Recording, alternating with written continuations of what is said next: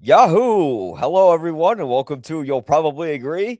Today, I have Ian Simmons on, and I think today's going to be a day where the audience is not going to agree with me, and everyone's going to agree with the critic that everybody wants to ask about the movie last. So, today it's Super Mario Brothers from 1993, a movie that was so disastrous that Nintendo didn't license another Mario movie for about 30 years. It's a film that everyone seems to hate. Everyone, when they see this movie, they go, "It's nothing like the game. The story is a mess. There's no thorough line to it, and it's an overall unpleasant experience." And I understand the criticism, and here's the thing. I'm not saying I'm right about it, but I liked how it took something and made something totally different and took chances, and it's something that we don't see a lot of movies do today with property, and for good reason, because films like this happen. And the entire story behind the making of it was is more interesting than the movie itself, as it is the case with a lot of films. But Ian, what are your thoughts on Super Mario Brothers from '93, which apparently is missing from existence now? We had to we had to find some means to find it. Yeah, it's either on a really expensive, I think, new 4K from a boutique label, or you can buy a cheap Blu-ray, or you can, find other means. And we are both very cash-strapped individuals, and also don't have a lot of time. So I think we went with the other means, unfortunately. Even a rental would be nice. Just make that Yeah. available to us. But I will say, I think I've seen this movie 3 times in my life. I probably watched it a few years ago, but I've blacked that out of my memory, so that goes to show what I think of it. When I first saw it at age, 16 back in 1993, I hated it because I grew up watching and playing Super Mario Brothers. They had a cartoon show in the early '90s. I played all the games up to that point, so I was a big fan, and to see this take on it, I understand what they were doing with what they had, but it's one of those things where it's like, if this is what you're going to put out, then just there's a reason George Lucas didn't make The Phantom Menace in the mid '80s. Okay. Hmm. The technology was not there. And so I'd say the Mario Brothers is kind of the same thing. Just wait. Now, having watched it again for this show, I still think it's a pretty terrible film. I think it's fascinating in terms of what they tried to do with what they had, but watching it now from more of an adult and film critic lens, it's fascinating. Um, I can't say I was bored. I was bored in '93. I was not bored here because I kept thinking about what I was watching and why I was seeing it and what I was thinking about it. So, yeah, I recommend this movie, surprisingly enough, but not if you want to see a Mario Brothers movie. For that, I think you still got to go to the Illumination films, which I think have been, I know we disagree on this. You were on my show this past week talking about Mario Galaxy, but I think for my money, the two Mario Brothers movies have been the most successful in their purest form video game movie adaptations that I've seen. I think for Mario, it's the purest. I think The Last of Us on HBO is my favorite for season one. Season two is about as boring as Last of Us Part Two, the game. But when it came Well, I'm to strictly yeah, about movies. Yeah.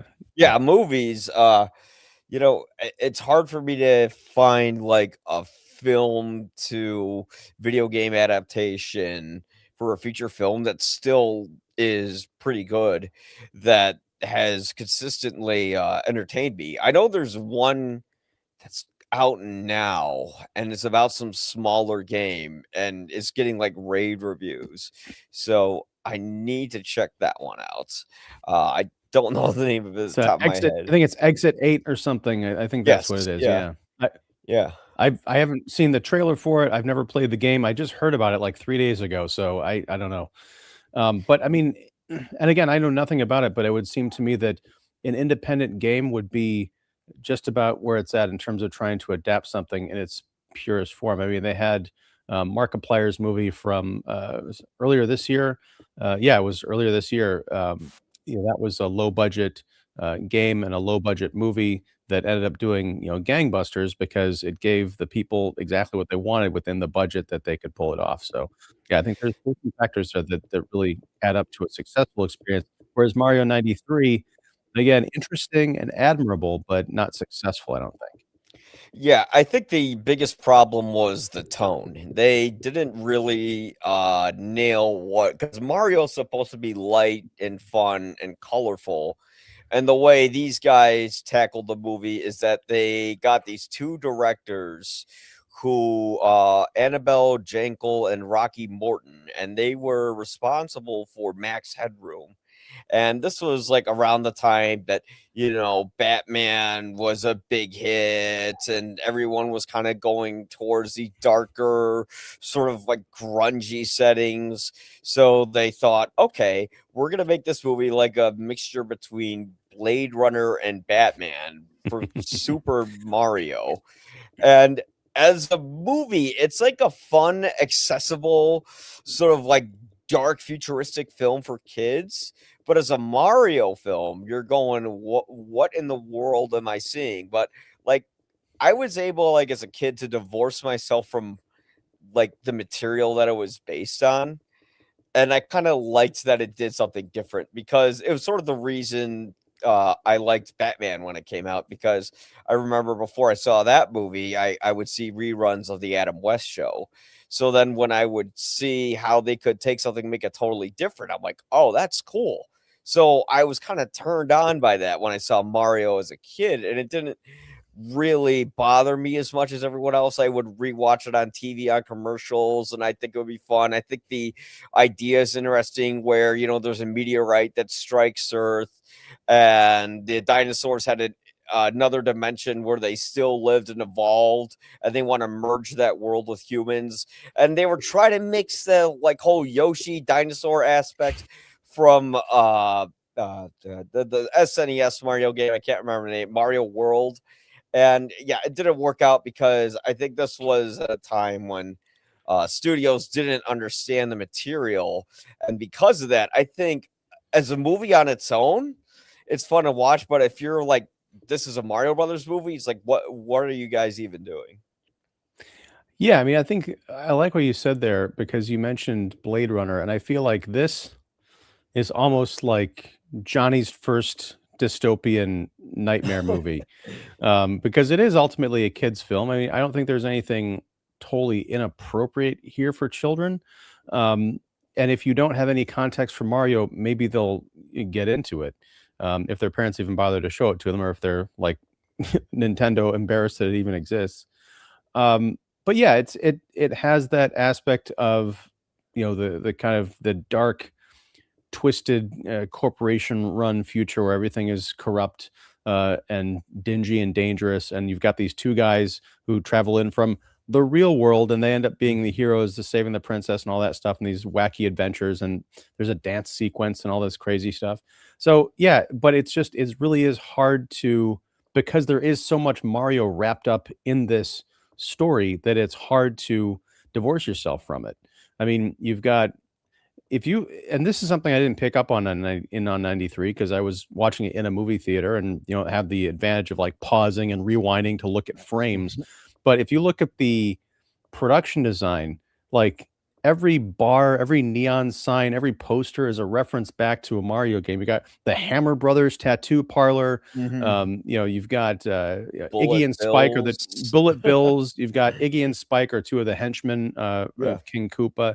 So yeah, I mean, the knowledge and the love of the game is there somewhere. Even I didn't even pick up on this until watching it this morning, but and we saw this in the Mario Galaxy movie. Bowser Jr.'s little spaceship is like this upturned kind of metallic funnel that he rides around the top in. That's Mhm. in this movie, but it's like an upturned cement mixer thing that's held up on wires. And there's a big climactic thing where you actually see the dinosaur Koopa, Bowser, whatever, inside that thing in the top half, and Mario's fighting him. I was like, oh, that's what that was a reference to. The thing is, it's not Mm. flying around dropping bombs. It's, anchored in a fake New York City street. It reminded me of that movie Be Kind, Rewind with Jack Black from Mm, a few years ago, where the whole idea was they were making sweeted versions of popular movies.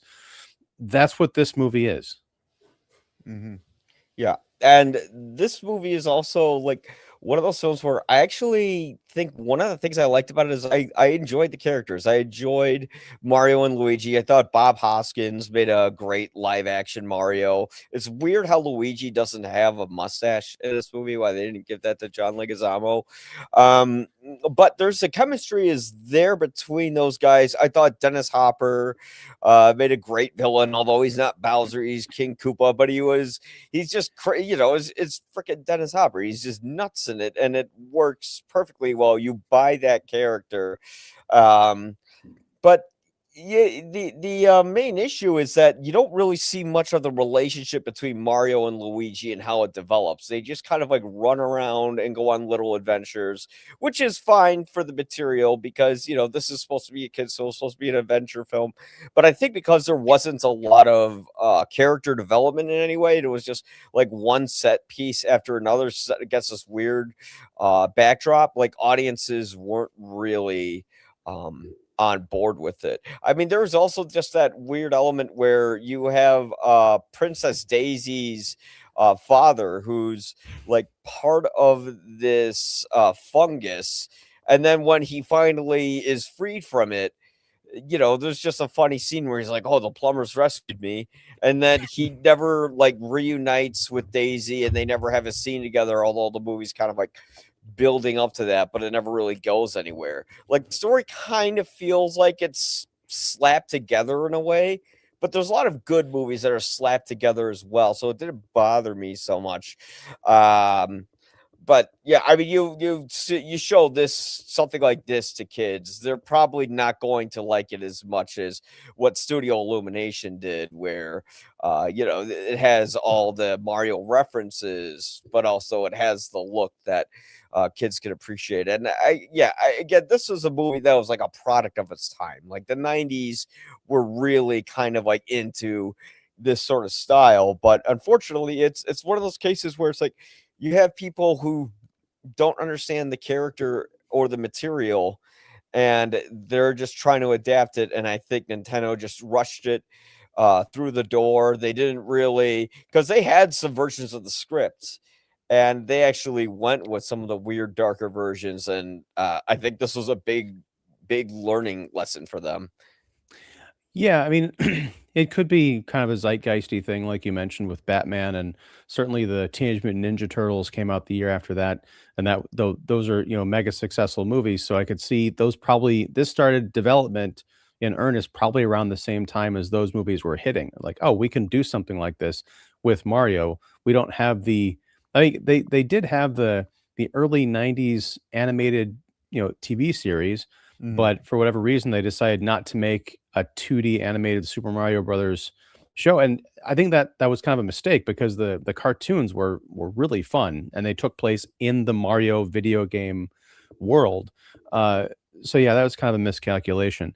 But I was talking to David Fowley earlier today because I mentioned I was going to be on tonight, and he said that this movie is very much like the Roger Corman Fantastic Four movie from around that same era, and it really is. It's like we have no money. We've got a property that's known for fantastical characters doing crazy adventures and like outrageous places, but let's have it mostly be on Earth and the worst CG you could possibly imagine. That's kind of Mario. Now, I will say, as far as character development, I think there's some stuff to recommend in here that was kind of surprising that I'd forgotten about it. Like they go on a double date. Like Mario Mhm. has a girlfriend in this movie, and Luigi is pining for Daisy, and they go out to dinner and they're kind of talking about stuff. It's sweet. There's like that whole meet cute of Daisy is doing an archaeological dig, and Luigi finds out about it, and he's kind of sweet on her, and he's into like crazy conspiracies about interdimensional stuff. So they're like weirdos, and they find each other, and that was a really nice kind of moment. And there's the bit where they're trying to fix the truck, and Mario's trying to help Luigi go up and approach Daisy. There's a lot of material here. I think the problem that you're identifying is that Hollywood Pictures probably assumed that Mario Brothers was the biggest video game in the world at the time. They're making a movie about it. So this is one of many. And I Mhm. guarantee in the sequel, Leguizamo would have had the Luigi mustache, and there would have been more character development and stuff like that. But unfortunately, that didn't show up here.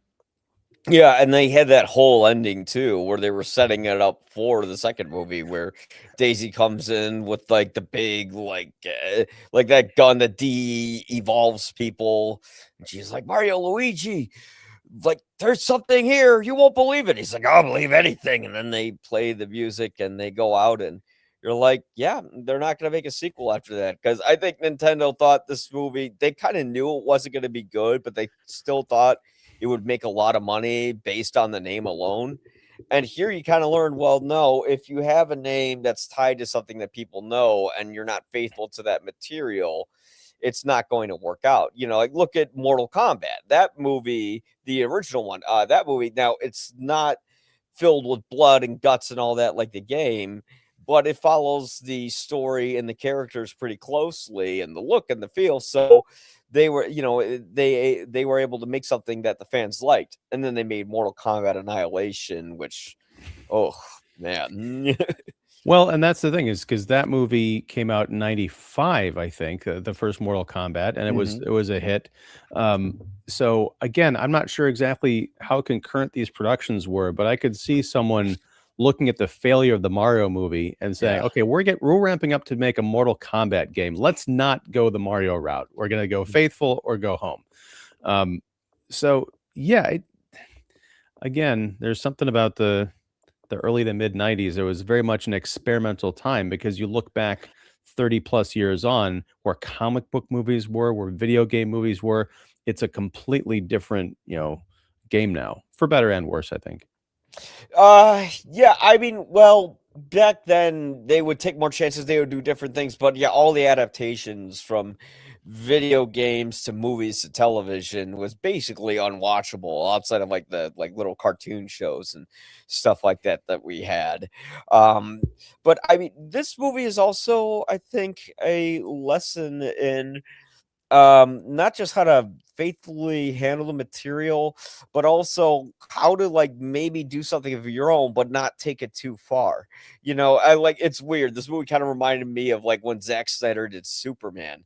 You know, Superman's supposed to be fun and light, and all of a sudden you had a Superman movie that had like 9/11-esque imagery, and like Pa Kent telling little Clark Kent to let school children on buses die. And when you see something like that, you're like, wow, the director doesn't get this at all. Although there are the diehard fans who like that movie. I will say though, like at least Man of Steel, that still had its fan base after that. Mario Brothers, 30 years later, still people still like really don't like this movie. And for a nostalgia film, usually movies get that uh loving treatment years after they come out. People like with the prequels, for instance. I'm not particularly huge on the prequels, but people they went from absolutely hating them to saying, hey, they're not that bad, after Disney got Star Wars and did their thing, and you could see how much worse it could actually get. Yeah, I mean that's the one thing about Mario '93 is it makes the new Mario movies I think look amazing in comparison. Minor quibbles aside, one thing I was very surprised that Robert Zemeckis didn't sue the people who made this movie because, as you mentioned, with Daisy running in at the end with the gun, I mean, I'm surprised she didn't say it's your kids, Mario. Something's got to be done about your kids because this is only like 8 years after Back to the Future. I mean, but it's Yeah. the complete same ending. And speaking of 9/11, I mean, this was several years before that, Oh, I eight know what years you're gonna before. say. Yeah, that shot The of the Twin Towers being de-evolved or whatever. the dark side. Well, it wasn't just that. It was the kind of the upside down version, to use a Stranger Things reference, of New York Yeah. is this Koopaville, which is very much Back to the Future too. Kind of like Biff Tannen and Koopa were like blood brothers or something. But they have their own twin towers, and one of them has a massive chunk of it taken out at the top. I'm like, Mhm. oh my goodness. Yeah, I remember I saw that, I'm like, Whoa, what? Yeah. Like, that's even more eerie than the Spider-Man trailer where he had the helicopter stuck in between the Twin Towers. Yeah, yeah, it's like one of those movies where, like, yeah, you see, like, pictures of the Twin Towers, and it brings back memories. So, like, this movie kinda, like, brings me back to the '90s where everything felt better before, like, 9/11.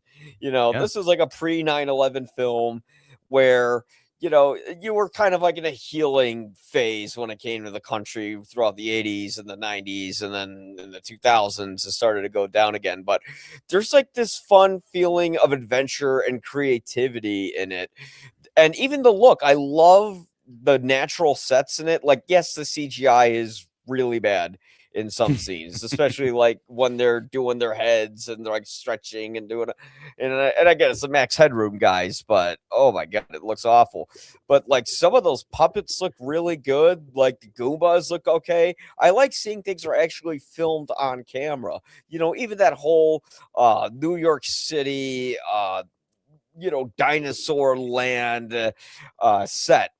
You don't see big sets like that anymore. Yeah, I It's mean, just we got a glimpse of it in the background here, right now. yeah. I do love the vote for Koopa, and he's literally kissing a baby. That was a nice touch.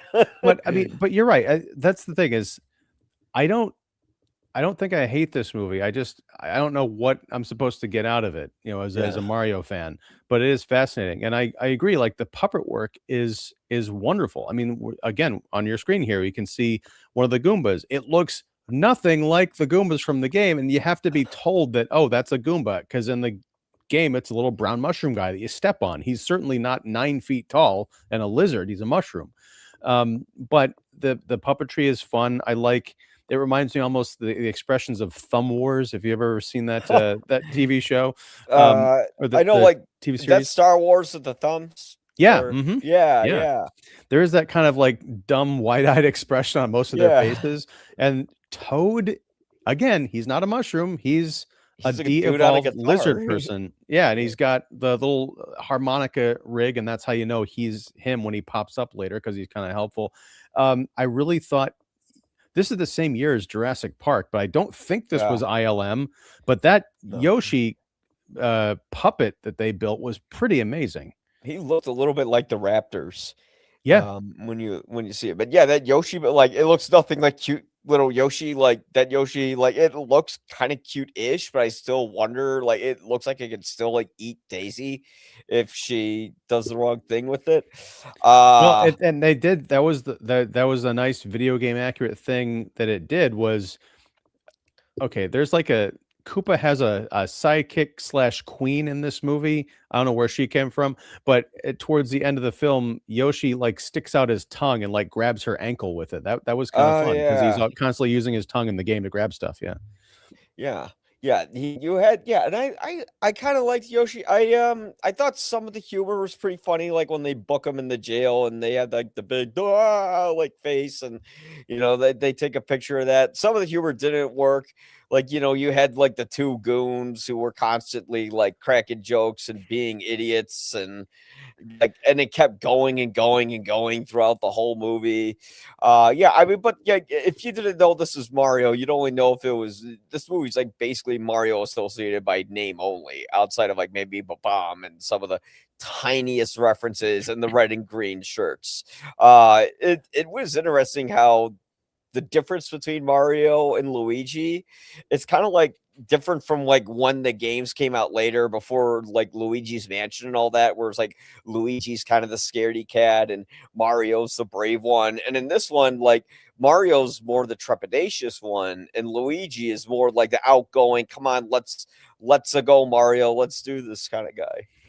Yeah, I mean, he he's the I mean, Leguizamo is probably in his early 20s, so he's pretty much the protagonist of the film, and Mario is the older brother who has to be kind of drug along, like you're saying. It was kind of a fun dynamic. I like Bob Hoskins' look here, but I don't like him as Mario here because he's kind of just playing a Bob Hoskins-esque sort of character. And I think part of that goes back to the dynamic we're talking about, where he's not really the lead in his it's not even his own movie because technically it's the Mario Brothers movie, so Mhm. either one of them could take center stage, but that's kind of Luigi in this.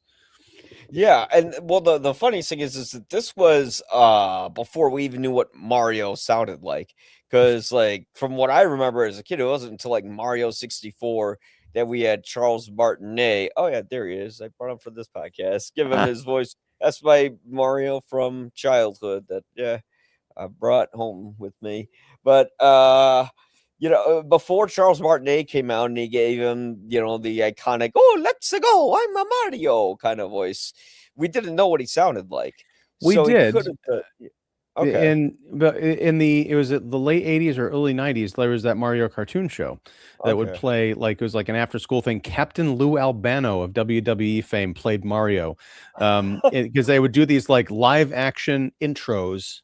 It kind of reminded me of Red Letter Media, where they would Oh have yeah, like the kind of the intro pieces, and then they'd show the cartoons. It was like a 2D animated cartoon. So they had representations of what Mario sounded like, but that cutesy like helium Italian guy thing, that was later. That wasn't really part of the show. yeah, yeah, and I think like from this movie, they kind of like the game developers kind of learned like, oh, how do we make these characters different? And yeah, I mean, it took, 30 years for them to bring it back to the screen. And I'm wondering what kind of finally gave them the confidence to do. I think because enough time has gone by, they were able to do that. They were able to finally say, okay, people want to see a Mario Brothers movie, but this time we're gonna do, outside of the script, everything right, where we're gonna get the look right, we're gonna get the characters down, we're gonna get the levels. They got all of that, but I felt like there was just much more ingenuity and passion that was brought into this production, or maybe not passion, but ingenuity brought into this production. I think there's a lot of passion with the animated films. Like maybe it doesn't come through in the script, but when it comes to the visuals and even the casting, there is a charm to it. Although maybe not Jack Black as Bowser. It's like if he has that high of a voice, just get someone with lower Yeah. tone. Well, um, yeah, I think the ingenuity in terms of this movie, again, if they're not going to be able to play in the kind of fantasy world that people are going to recognize from the video game or the cartoons, they are going to go to this dark side of New York Ninja Turtles Batman route, then it makes sense to have giant mechanical spring shoes instead of just the video game where Mario and Luigi can just like jump and they hurl fireballs. And this one they've got like flamethrowers and things. It I didn't realize until watching this today that the kind of the garbage men that they run into with the Mhm. weird gas masks, those are supposed to be Shy Guys. Like, yeah, Oh, except because they were all in black masks, the Shy Guys usually have like a white, they'll almost look like Jason masks with like a combination of Jason Voorhees hockey mask with a survivalist gas mask. But they're in there. There's a lot of references here, but the problem is they've been made very realistic looking. Like, what if yeah. this existed in the real world? Kind of like the Bryan Singer's, X-Men. They weren't confident enough that people wouldn't laugh at comic accurate costumes. They just threw them all in black leather. There's even that joke about, what do you expect? Yellow spandex? I'm like, Yeah. yeah, I do, because us comic fans are why you're able to make this movie. Yeah, yeah, I found that weird too. I remember, like, when they had, like, the GameStop article for the X-Men movie come out, and I saw it, and I saw, like, the big, like, poster fold of everyone in their costumes, and they're, like, all wearing black leather, and I was like, "What?" When I saw it. And then I think I saw the movie on home video later because, like, I was like, "I don't like the way this looks." This looks, I mean, granted, it was an okay movie, but, it was faithful to the material, like, even if the costumes weren't there, where Yeah. this movie is just it's trying to make it like they even got the designer of Blade Runner to do this, Oh, is that and true? I didn't notice that. yeah, yeah, it was the production designer of Blade Runner, did the production design for this movie, and, like, in terms of set and puppetry and all that, like, yeah, this is amazing, like, this looks great, and we don't get a lot of movies that look like this anymore, but, when it comes to the script, the like there really isn't much of a plot other than dinosaurs want to merge with people, and you got these two guys who are going to stop them. Now let's go from scene A to scene B. But it did kind of connect pretty well, though. Like each time I see it, I feel like we kind of go pretty well into each scene. I kind of liked what they did with Big Bertha, where she was like this instead of a big fish, she's like this lady in a nightclub, and he's got to get the stone from her, and you know. They play the dinosaur in the club, which I was gonna open the episode like this.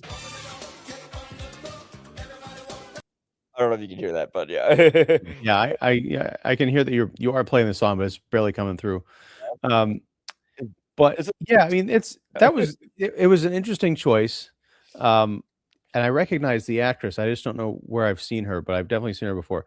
But yeah. she kind of has that same problem that or her character that Bowser has in Mario Galaxy, Mm, which is at some point, she starts off as kind of antagonistic, but then just switches sides at the end and ends up helping the Mario Brothers.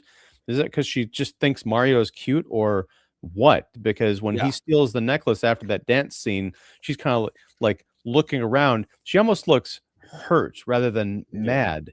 But then when the guys need to escape and she can help them, she does. I'm like, I don't know. Did I miss like 6 scenes here? What happened? Nah, it just came out of nowhere. She's all of a sudden like, "I'm gonna help you." Like, "Wait, why are you gonna help me?" And that was probably because, like, when they were making this movie, they went through, like, multiple versions of the script. There was, like, 5 rewrites, like, per day, like, on each scene. And at a certain point, the actors just gave up, like, even trying to study for the character, and they would just do the lines. The production was so much of a nightmare that just to get through it, Bob Hoskins and John Leguizamo would do shots in between scenes just so, like, they could be motivated going.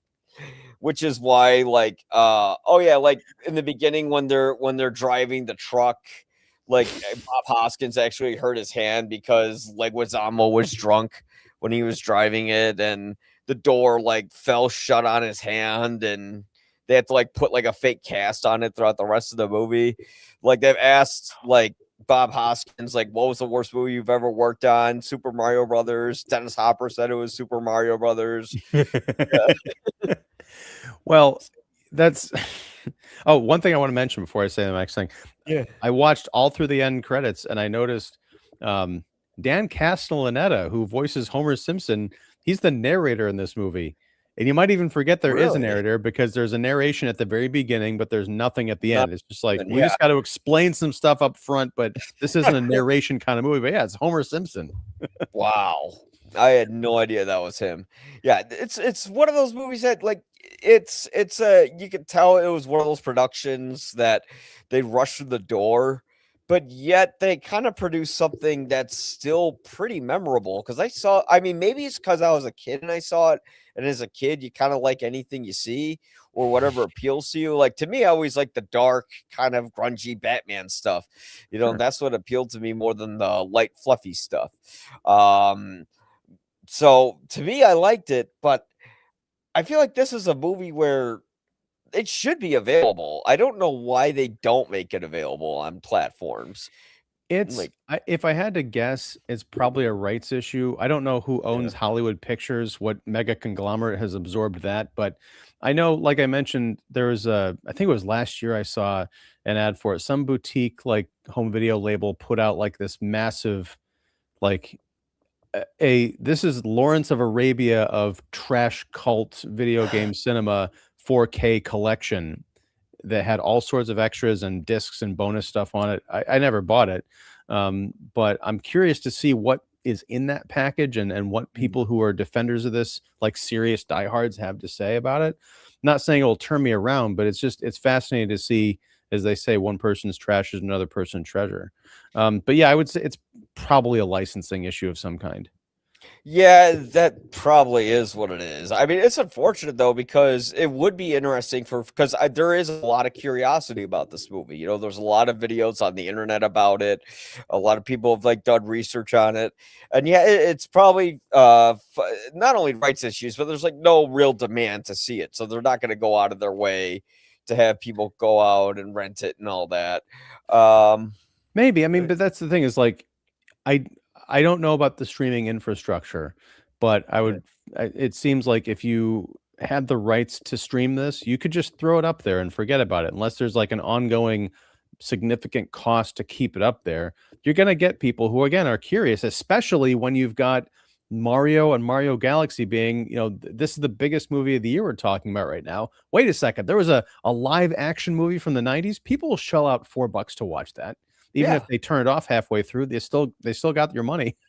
Yeah, exactly. I think it would spark their curiosity, and it would be a good way to market it. I know John Leguizamo in an interview recently said he was disappointed because he thought there wasn't enough diversity in the new Mario Brothers movies, which I think he's just mad they didn't reach out to him for like a guest spot or something like that in it. Yeah. You know? Right. I mean, I don't know. I don't really know or care enough to comment on that kind of stuff, but um, it's fine. And people, that's the weird thing about that. The only thing I'll say is that Mario is kind of for everyone, Mhm. and there's nothing that prevented people. Let me just rephrase this. The game is mega successful. It has been for over 40 years at this point, probably closing in closer to 45. And that's not just because one demographic is playing it. It's not like these games were built for one kind of person. It's built for everybody. And when you're adapting that, especially honoring the source material, anybody can go to this movie and enjoy it, even if they quote unquote don't see themselves on screen. Yeah, and I think this was an issue where this movie was trying to please everyone, where it's like, okay, we want to please Mario fans, so we'll have some small references in it. But what about people who don't play the games, who might be bored if they see this movie? So then they came up with this whole weird dark design that they made. And by doing that, they ended up pleasing no one. And that's sort of the biggest flaw with not only that film, but with a lot of movies from that era when they try to adapt things. And even today, they adapt things wrong, like Wuthering Heights. They got that wrong, but yeah. Yeah. um, but I will say it's interesting because that I did not understand the big MacGuffin of this movie because, like you set it up very well earlier on, the meteorite hit the Earth 65 million years ago and opened up a dimension that sucked some dinosaurs into it, and that's where they evolved into humankind or whatever, and then humanity evolved in the reality that we know. Fine, very science fictiony. I can accept that. What I don't understand is how this rock that's on Daisy's necklace, if you plug that into the meteorite that is being held by Koopa, somehow that opens up the portal and allows people to go through again. Like, what? One is a Yeah. natural event that has otherworldly kind of consequences, and the other is just like movie magic. Well, I think the whole movie's movie magic when they have guns that can turn people into monkeys and dinosaurs and stuff like Well, that. but even Yeah. but that's still movie science fiction That's because they're in a true. lab, they Yeah. develop the ability to do this, but I don't understand how they would even know that restoring that fragment. And are we to believe that there's only one fragment from this meteorite that fell off of Mm. it and it happened to end up on a necklace? Like there's stuff that just doesn't make sense.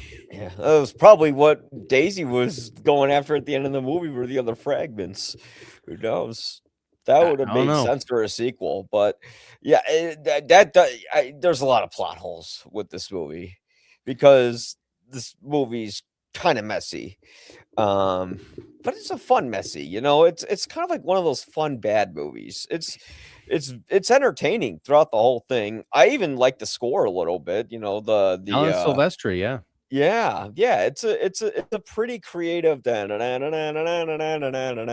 like, it's a catchy tune. It's not the Mario tune that everyone knows, but I remember Ellen Silvestri's score more than the score from the new movies. Like, I can't recall a single song from them, but I can Well, I mean, recall but all the Mario visuals, except for Peaches. Well, but I mean, specifically in Mario Galaxy, it's all or most of it is reimagined tracks from the Mario Yeah, Brothers video game levels. yeah. and you get a little bit of that in here. I think you get the one up and the start jingle. I mean, the movie opens very similar Yeah. to Mario Galaxy with the da da da da da da, Yep. that whole thing.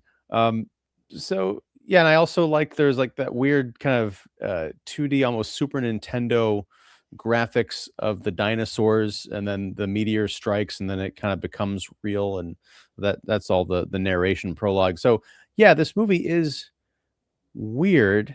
I just there's just something I can't quite get over because there's so much Mario-ness in it, but it is not Mario really, Yeah. that I can't quite bring myself to enjoy it or recommend it other than a fascination. Yeah, it's more of an experiment than anything. Like for me, I enjoyed. I think it's a fun, kind of different kids movie. It's like Jurassic Park, but not scary, and it's set in like this different world. This like accessible Blade Runner. It's kind of cool. Like I remember I enjoyed it, and then I remember like years and years and years ago, I watched it with a few friends of mine, and they enjoyed it. I think it was just one of those cases where it's like, yeah, you have Mario, his name is all over the place. You have all the references, Luigi, Goombas, Toad, and yet it's done in this very weird dystopian way, which probably wouldn't appeal to most kids. And that's why it wasn't exactly a success, but it is a memorable kind of production because it is so unusual. And we don't get a lot of movies like that anymore. Everything is very by the beat. This is exactly how it is in the comics or the books. And it's fun to see something that was a little different where I feel like, and I know we disagree on this, the studio Illumination films are so much like here are the things yet here's barely any story at all. Although the first one had a little more story than the second one. Well, I mean, again, we disagree on that, but I think there's a bit of a contradiction in what you just said. Here's what you know, but there's barely any story to it. That's what we know. Mario Yeah. Brothers does not have a rich, deep lore. It's got rich, deep visual design and level creation, but Yeah. it's always the same game. Yeah. Mario and Luigi have to go get something. They have to blast a bunch of guys and jump up on things to get it and dodge and weave and all that stuff. The fact that they turned that into two highly successful movies with any kind of like without just recreating a video game, I think says a lot. You can go in the different direction, which is Mario Brothers 93, where it's a lot of stuff that not only wasn't in the games, but doesn't make sense when you think about it. Yeah. The Mario and Mario Galaxy Illumination films, I think this is why Nintendo, to your question earlier, said after 30 years, this is our gang, because they're not Pixar. As much as people deride the Minions movies and Despicable Me, I'm a defender of those films, but I haven't seen all of them. But what I have seen, I appreciate because it is something different, and it is kind of brainless, and it's for little kids, but the parents who take them to it can probably enjoy it and not be bored out of their minds because there's always something going on. That's what you need for Mario Brothers. The animation is always on point. They're at the cutting edge of what you can do with 3D graphics, and that continues in Mario Galaxy. But as far as the story goes, I think if I had to guess, Nintendo is like, we get the silliness, we get the bright colors and amazing graphics, and you're not going to futz with the story, right? This is just Mario Luigi going on an adventure to save Peach, and Bowser's the antagonist. Go, right? No Yeah. meteors, no fragments, no, oh, we don't have the budget, so we're just going to make dystopian New York, right? And the Yeah. Illumination Gangers like, right. And we're going to make $1 billion twice. Yeah. And you know what? In fairness, it is making the money and the kids like it. So, it is doing the right thing. I felt like, yeah, there isn't much of a story with the 93 film either, but I think it was different enough where I was interested to see what happens to the story, although everybody kind of knows, oh, okay, Mario Luigi will take care of the meteorite, the bad guy will lose, blah blah blah. But still, for a kids film, it was enjoyable to me. But I think if I was a kid and I was watching all three of these Mario movies, I would definitely choose the studio Illumination films over this one. But for my childhood, for my experience, it was fun. And it reminded me of being a kid. And I think certain kids will like this. I think this movie appeals a little more to teenagers than it does to like 8-year-olds. And I think that was the problem, is that they were going with that demographic when they should have been thinking younger. Yeah, I mean, I showed this to my youngest, who's 8. Yeah. I didn't show him. I showed him the trailer because my wife and I were talking last night because he wanted to stay up and watch a movie. I'm like, oh, I need to watch the Mario '93 film. What do you think? And he was like, they made a live action one. I'm like, yes, they did. And so my wife was like, let's watch the trailer. So we did, and the look on my son's face was as if I'd shown him 9/11 footage. And he's like, I don't want to see that. So I watched it by myself this morning. Oh, I'm sorry I traumatized your kid. Well, no, he didn't. He just watched. No, He just watched the trailer, so he didn't watch yeah. the whole thing. Oh His Mario is God. still Illumination Mario. It's a good thing he didn't see the scene where they take Toad. Here's the funniest thing. They have the scene where they terraform Toad or whatever, and his like whole head gets like stretched and shrunk, and then he's no longer a person. He's like this dinosaur, like the guy at the bottom of the at the bottom of the thumbnail. And it's kind of scary. It's like, oh my God, you took a person and turned him into like this idiotic thing, where he has like the Bob Dylan harmonica, but no brain. And yeah. You know what I think was a missed opportunity, and this, I think, if this had been more of a real movie, what they could have done with Iggy and Spike, Yeah. the two kind of henchmen, I guess they're like Koopa's nephews in the story. At one point, he puts them both through the evolver. You can go through the machine and be de-evolved into like one of those Goombas, or you can be like mega evolved forward and become a genius. And they both come out. They don't look any different, but they're speaking in very highfalutin language. I think it would have been great if they were so super genius that they overthrew Koopa. Like they were Yeah. smart enough and brave enough to say, what do we need you for? Yeah. Thanks for the brain boost, but you're going in the trash compactor, pal. And then they become the villains of the movie. That would have been really interesting. Oh, no, that's somewhere you could have taken it. I wonder why Koopa didn't use that machine on himself. He wants to run this whole society. He's the supreme rule. Wouldn't he want to be intelligent enough to know how to manipulate everyone still? Because eventually he's going to get overthrown. But if he's not that, but he's not being smart. Well, on top of that, again, these are things that in a more serious film would have been addressed, because as we see in the background there, it says vote for Koopa. Who's running against him? Like, Yeah. is the whole idea that it's a sham election, like there's only one candidate really, but he wants to hold a vote? I don't know, but because the king, as we've seen, is a living fungus who's all throughout the kingdom, and he's finally restored. And it turns out he's Lance Henriksen, which is one of the oddest cameos I've ever seen. That's who it was. Yeah, because I saw his name in the credits. I'm like, where was Lance Henriksen?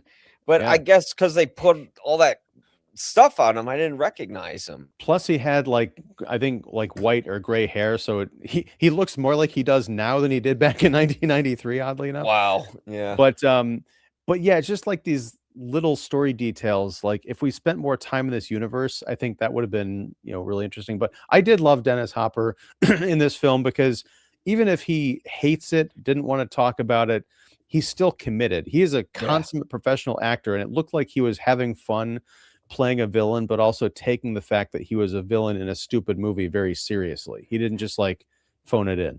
Yeah, he was kind of menacing and scary for a kid's villain. He wasn't just like, "Oh, I'm a bad guy." Whoa, he was much more serious than that. I mean, don't show your kid Blue Velvet before this movie if they see it, because that'll traumatize them if they see King Koopa. Koopa Velvet. There you go. Yeah, Koopa Velvet. Oh God, Dino wants to fuck. But yeah. Damn it, Mike. I'm not monetized yet. Yeah, so I'm okay. But yeah, I think I'm gonna give my final rating for the Super Mario Brothers movie. For my money, I'll always enjoy it. It's a fun film. It's a different film. It's a very 90s film, and I think it's one that eventually, when your kid becomes a teen, you can show them, hey, here's what Mario was like back in 93. What did they do wrong, Dad? Well, let me tell you that story. So to me, it's a whoops, it's a 3 out of 4 Guinnesses. How many Guinnesses would you give Super Mario Brothers? This is gonna surprise you, but Yeah. I think based on this conversation, the movie's gone up in my estimation, not as an enjoyable experience, but just as a lot to talk about. So I'll give this 2.5. Nice. 2.5. You see, that's what we do here. We change minds. You'll probably agree.